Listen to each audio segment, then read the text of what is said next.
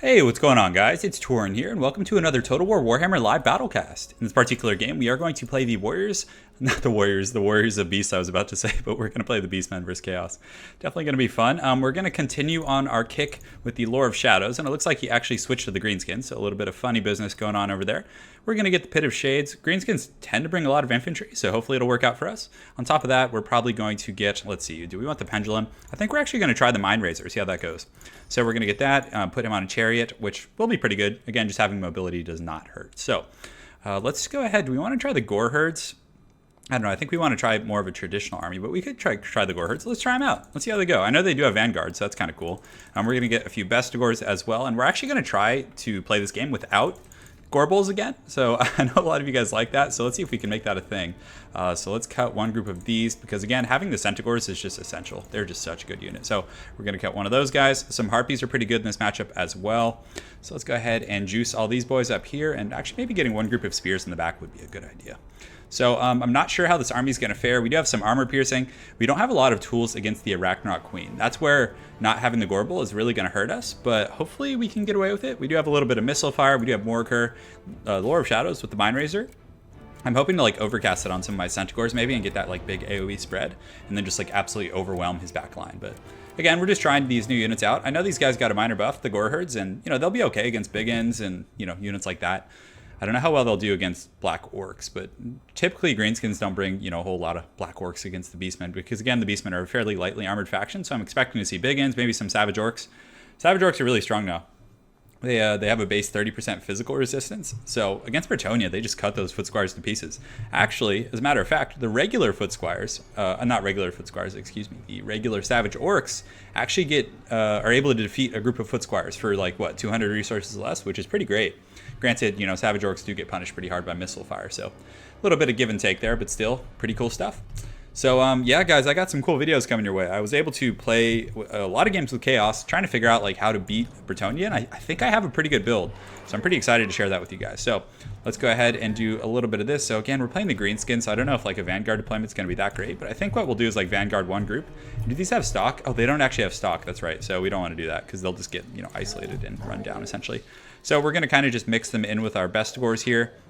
Have a little bit of a party going on, just a big straight front line. We're not really taking advantage of the Vanguard, but I just want to try these guys out, these Gore Herds. They have pretty decent stats. I know they did get some basic stat buffs, so we'll see how they perform.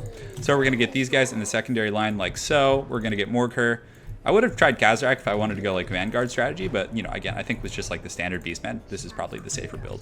So we got these guys here. We get the Harpies in group 3. We can put Pimp My Ride. We'll put him back here. He does have the Mind Razor, which is it's a pretty significant buff to say the least. So lastly, we are also going to get some of these Spears back here to kind of plug up our Archer line. And I think we're ready to go. Do we want to do a Vanguard deployment here? It might not be a bad idea, just so we can get like the jump. Although Beastmen are so fast, I don't think he's going to like try and contest this hill. So all right, let's do it to it. So, okay, so he deployed over here in the open field. So basically we're just going to fly our Harpies over because he more than likely, yeah, you can see a lot of Orc Biggins. Now Biggins are going to be pretty good, but Morker also performs well. And guys, we did actually bring armor. So the armor against the Biggins is going to be really, really strong. So he does have a Cav force. He's got some Orc Biggins. So what we want to do is just bait them into conflict. Just try and, drag them out. A lot of people underestimate Centaurs and they're like willing to just jump in and fight them. But, that can be pretty punishing because these guys are just so good. I don't know what makes them so powerful.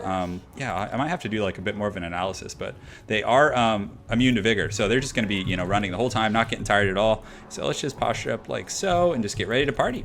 So we're going to fly over right now, just try and look for opportunities. And he actually has 4 groups. So we're just going to pull back right now, and you can see he's bringing all his cav over, and we're going to use this spear to help us out. And again, anytime you're outnumbered, in that type of a situation, that's probably would be my advice to you. So we're just going to go scouting, looking for Duresti errors right now, and he's almost in range of our missiles. It'll be pretty good value for us, I would say. So we're going to do this, and now that all his cav are like over there, we're just going to bring the spears, put them in group 4. Harpies, we didn't find any missiles actually, so we might actually just use them to try and snipe out his caster, this Orc Shaman. I think that's going to be a prudent choice for us. So let's go ahead and charge in here, get a nice little charge going. We're going to get Morker in there as well. Again, he's pretty tanky himself, so all right, cool. feeling good. So let's get these spears over here, just kind of sit our cav and wait to see what my opponent does. We're going to get the Pimp My Ride Chariot. Let's go ahead and actually overcast the Mind Razor. I think we got to save that for the cav. So we're going to go after this Orc Shaman here with our Harpies, and it looks like he is casting something here in the front line. Not sure what, but we're going to go ahead and ride through with our caster, get these spears engaged on those guys, and then collapse here. Because again, it looks like he's microing elsewhere and not really terribly on top of that. So again, we'll see what ends up happening, boys. So Morkar's in pretty good shape. I would say the front line is going well. Still looking for an opportunity to use the Pit of Shades.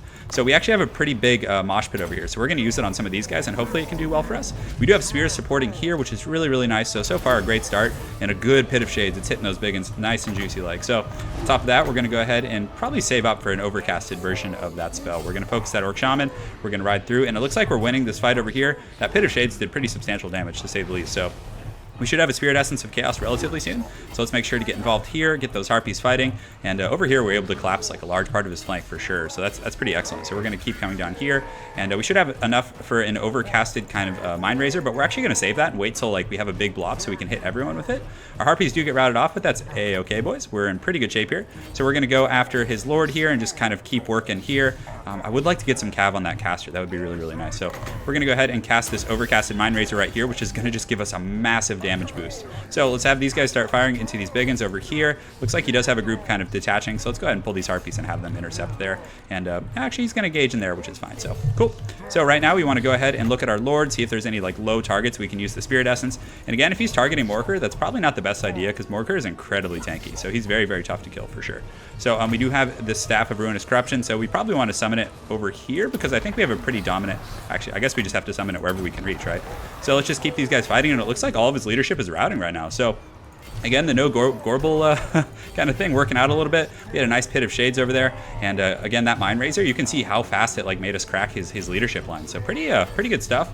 A lot of people are expecting Gorbles, and when you don't bring them, it can definitely play some mind games. So continuing to fight, we did a pretty good job of getting our spears over there, and I think that was one of the determining factors as to why we were able to win that. He kind of pushed in his cav a little bit over aggressively, I would say, and we were able to take advantage of that. So we will have another Pit of Shades in a little while, which is quite nice. Let's get our Harpies on that Orc Shaman, and we do have Morkar here. He's pretty beat up actually, so we need to be careful to make sure he doesn't get sniped out because a lot of my opponent's forces are going to come back here. His Goblin is coming back, all those kind of guys. And let's go ahead and see, do we have a staff of, is there anyone low enough here? No one's quite low enough.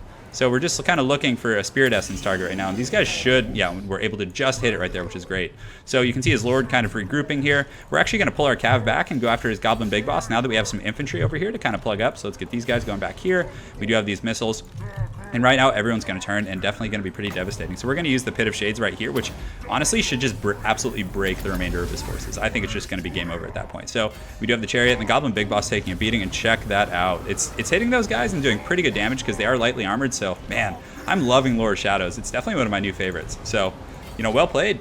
It worked, right? I mean, yeah, and mixing in the Bestigors was really solid as well because, again, a lot of people are just going to expect light armor from the Beastmen. So if you mix it up, diversity is always good. When I'm playing with New Bretonia against folks, I always get like half Foot Squires, half Battle Pilgrims. So again, people are going to overcompensate for one of those because of what they've been seeing in the meta.